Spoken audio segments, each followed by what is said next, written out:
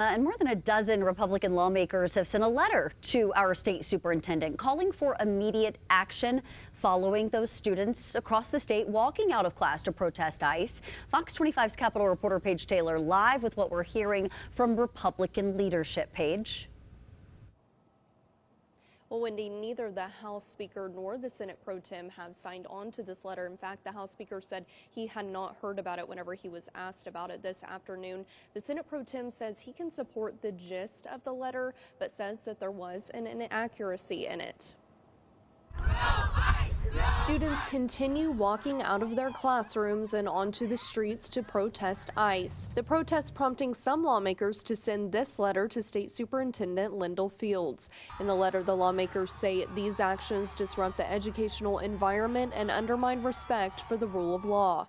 The lawmakers are also raising concerns that facilitating or ignoring these unexcused absences during instructional time may violate Oklahoma's compulsory attendance laws.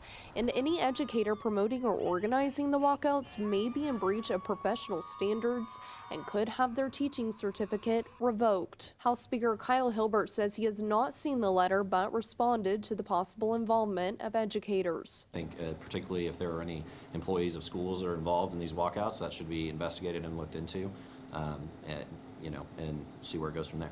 Senate Pro Tem Lonnie Paxton says he can support the gist of the letter. Students should be in school.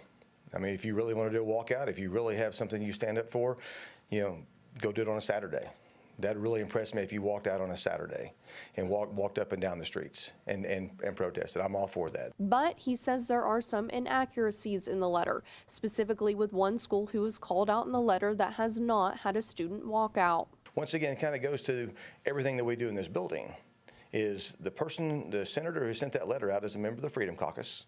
A lot of the bills that we have to sift through right now are bills that have been submitted by the Freedom Caucus, and that letter is a perfect example of what's a problem with a lot of their bills. We can agree with the gist of those bills, but details matter.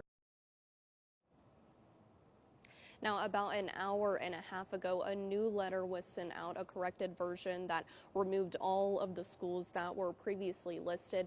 Now, the lawmakers who sent this letter are asking OSDE for a written response with the specific ways that they are going to address these concerns. I did reach out to OSDE for a statement, and they said, in part, quote, OSDE has been in contact with leaders at these schools, and each situation is being handled with a calm sense of order. Reporting live at the state capitol, Paige Taylor, Fox 25 News.